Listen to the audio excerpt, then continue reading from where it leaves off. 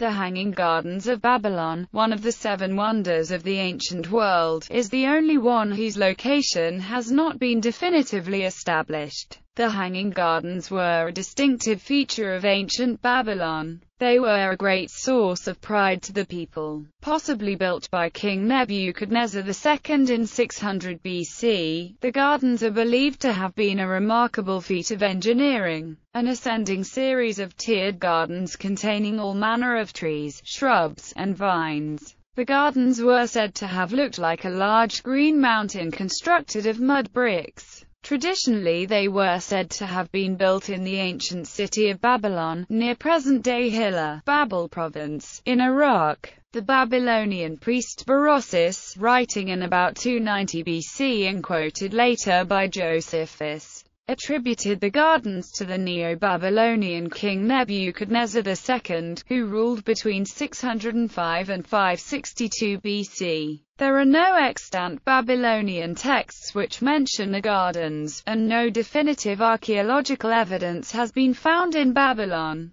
According to one legend, Nebuchadnezzar II built the Hanging Gardens for his Median wife, Queen Amytis, because she missed the green hills and valleys of her homeland. He also built a grand palace that came to be known as the marvel of the mankind. Because of the lack of evidence, it has been suggested that the Hanging Gardens are purely mythical, and the descriptions found in ancient Greek and Roman writers including Strabo, Diodorus Siculus and Quintus Curtius Rufus represent a romantic ideal of an eastern garden. If it did indeed exist, it was destroyed sometime after the 1st century AD. Alternatively, the original garden may have been a well-documented one that the Assyrian king Sennacherib built in his capital city of Nineveh on the river Tigris, near the modern city of Mosul. Ancient texts. In ancient writings, the Hanging Gardens of Babylon were first described by Berosus, a Babylonian priest of Marduk who wrote around 290 BC. Although his books are known only from quotations by later authors, there are 5 principal writers whose descriptions of Babylon are extant in some form today. These writers concern themselves with the size of the Hanging Gardens, why and how they were built, and how the gardens were irrigated. Josephus quoted Berosus when he described the gardens. Berosus described the reign of Nebuchadnezzar II, and is the only writer to credit that king with the construction of the Hanging Gardens. In this palace he erected very high walks, supported by stone pillars, and by planting what was called a pensile paradise, and replenishing it with all sorts of trees, he rendered the prospect an exact resemblance of a mountainous country. This he did to gratify his queen, because she had been brought up in Media, and was fond of a mountainous situation. Diodorus Siculus seems to have consulted the early 4th century BC texts of Ctesias of Cnidus for his description of the Hanging Gardens.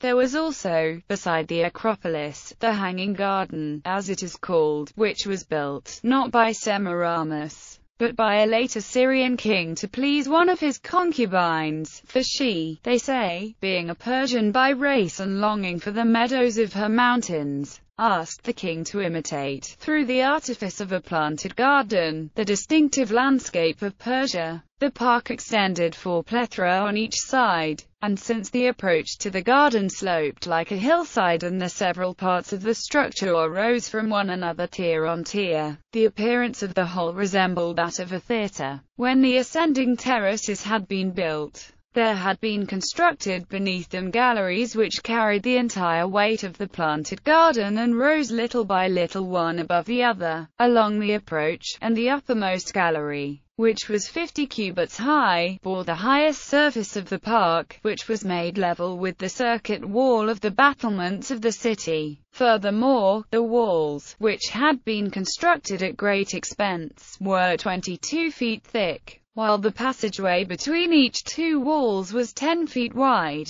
The roof above these beams had first a layer of reeds laid in great quantities of bitumen, over this 2 courses of baked brick bonded by cement, and as a third layer of covering of lead, to the end that the moisture from the soil might not penetrate beneath. On all this again earth had been piled to a depth sufficient for the roots of the largest trees, and the ground, when levelled off, was thickly planted with trees of every kind that, by their great size or other charm, could give pleasure to the beholder. And since the galleries, each projecting beyond another, all received the light, they contained many royal lodgings of every description, and there was one gallery which contained openings leading from the topmost surface and machines for supplying the gardens with water, the machines raising the water in great abundance from the river, although no one outside could see it being done. Now this park, as I have said, was a later construction. Quintus Curtius Rufus referred to the writings of Clearchus, a 4th century BC historian of Alexander the Great, when writing his own history of Alexander the Great. The Babylonians also have a citadel 20 stadia in circumference.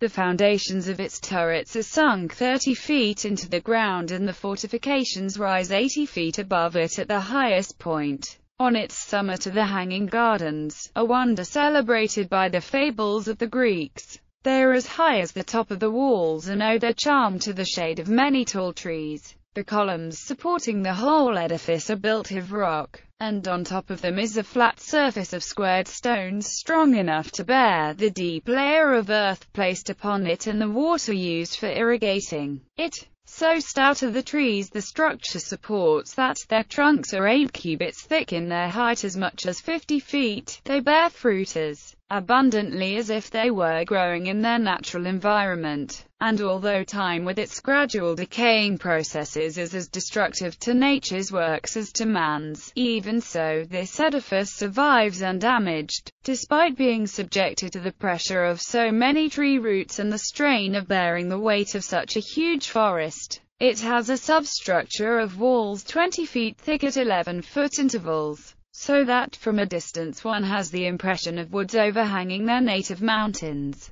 Tradition has it that it is the work of a Syrian king who ruled from Babylon. He built it out of love for his wife who missed the woods and forests in this flat country and persuaded her husband to imitate nature's beauty with a structure of this kind. Strabo described of the hanging gardens as follows, in a passage that was thought to be based on the lost account of one Zacratus from the 4th century BC. Babylon, too, lies in a plain, and the circuit of its wall is 385 stadia. The thickness of its wall is 32 feet, the height thereof between the towers is 50 cubits, that of the towers is 60 cubits, and the passage on top of the wall is such that 4-horse chariots can easily pass one another, and it is on this account that this and the hanging garden are called one of the 7 wonders of the world. The garden is quadrangular in shape, and each side is 4 plethra in length. It consists of arched vaults, which are situated, one after another, on checkered, cube-like foundations. The checkered foundations, which are hollowed out, are covered so deep with earth that they admit of the largest of trees. Having been constructed of baked brick and asphalt, the foundations themselves and the vaults and the arches, the ascent to the uppermost terrace roofs is made by a stairway, and alongside these stairs there were screws, through which the water was continually conducted up into the garden from the Euphrates by those appointed for this purpose, for the river, a stadium in width, flows through the middle of the city, and the garden is on the bank of the river. Philo of Byzantium, the paradoxographer, whose list of the 7 wonders of the ancient world we use today, was credited with the following description. The so-called hanging gardens have plants above ground, and are cultivated in the air, with the roots of the trees above the tilled earth, forming a roof. 4 stone columns are set beneath, so that the entire space through the carved pillars is beneath the ground.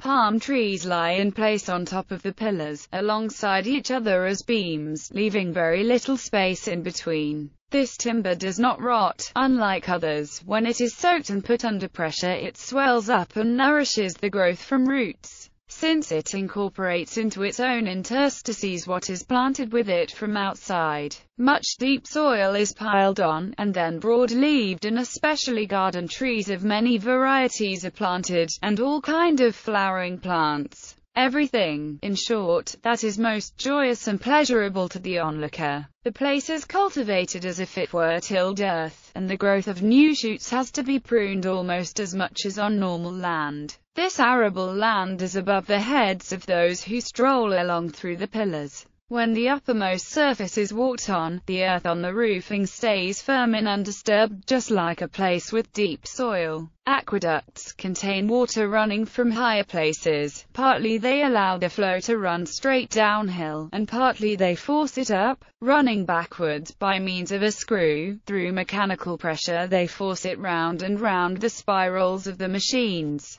being discharged into close-packed, large cisterns. Altogether they irrigate the whole garden, inebriating the roots of the plants to their depths, and maintaining the wet arable land, so that it is just like an evergreen meadow, and the leaves of the trees, on the tender new growth, feed upon dew and have a wind-swept appearance. For the roots, suffering no thirst, sprout anew, benefiting from the moisture of the water that runs past, flowing at random, interweaving along the lower ground to the collecting point, and reliably protects the growing of trees that have become established. Exuberant and fit for a king is the ingenuity, and most of all, forced, because the cultivator's hard work is hanging over the heads of the spectators. Scholarship and controversy. There is some controversy as to whether the hanging gardens were an actual construction or a poetic creation, owing to the lack of documentation in contemporaneous Babylonian sources. There is also no mention of Nebuchadnezzar's wife Amytis, although a political marriage to a Median or Persian would not have been unusual. Herodotus, writing about Babylon closest in time to Nebuchadnezzar II, does not mention the hanging gardens in his histories.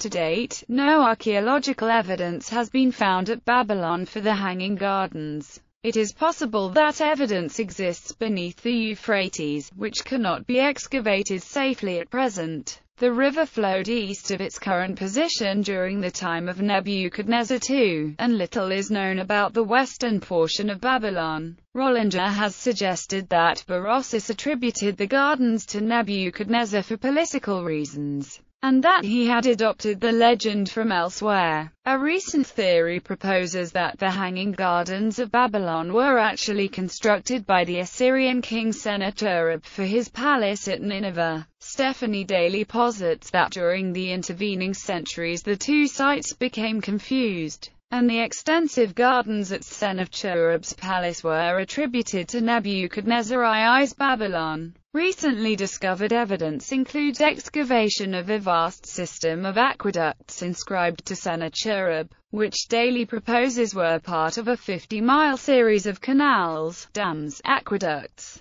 used to carry water to Nineveh, with water-raising screws used to raise it to the upper levels of the gardens. Daly bases her arguments on recent developments in the decipherment of contemporary Akkadian inscriptions. Her main points are: the name Babylon, meaning gate of the gods, was applied to several Mesopotamian cities. Sennacherib renamed the city gates of Nineveh after gods, which suggests that he wished his city to be considered a Babylon. Only Josephus names Nebuchadnezzar as the king who built the gardens. But although Nebuchadnezzar left many inscriptions, none mentions any garden or engineering works. Diodorus Siculus and Quintus Curtius Rufus specify Syrian king. By contrast, Sennacherib left written descriptions, and there is archaeological evidence of his water engineering. His grandson Ashurbanipal pictured the mature garden on a sculptured wall panel in his palace.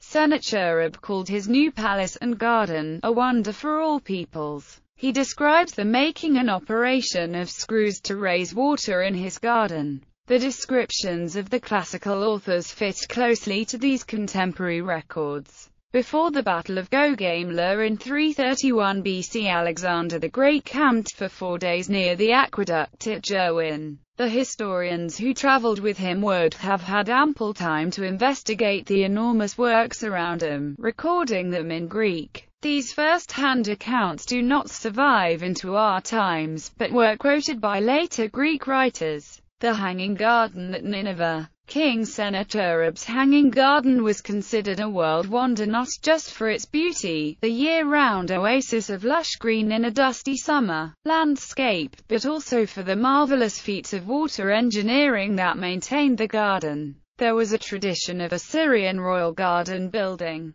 King Ashurnasirpal II describes what he had done. I dug out a canal from the upper Zab, cutting through a mountain peak, and called it the Abundance Canal. I watered the meadows of the Tigris and planted orchards with all kinds of fruit trees in the vicinity. I planted seeds and plants that I had found in the countries through which I had marched and in the highlands which I had crossed. Pines of different kinds, cypresses and junipers of different kinds, almonds, dates, ebony, rosewood, olive, oak, tamarisk, walnut, terebinth and ash, fir, pomegranate, pear, quince, fig, grapevine. The canal water gushes from above into the garden. Fragrance pervades the walkways. Streams of water as numerous as the stars of heaven flow in the pleasure garden. Like a squirrel I pick fruit in the garden of delights. Sennacherib is the only Mesopotamian king who has left a record of his love for his wife, a key part of the romantic classical story. And for Tashmati Sharat, the palace woman, my beloved wife, whose features the mistress of the gods has made perfect above all other women. I had a palace of loveliness, delight and joy built. Sennacherib's palace was comparable in size to Windsor Castle in England. He specifically mentions the massive limestone blocks that reinforce the flood defences.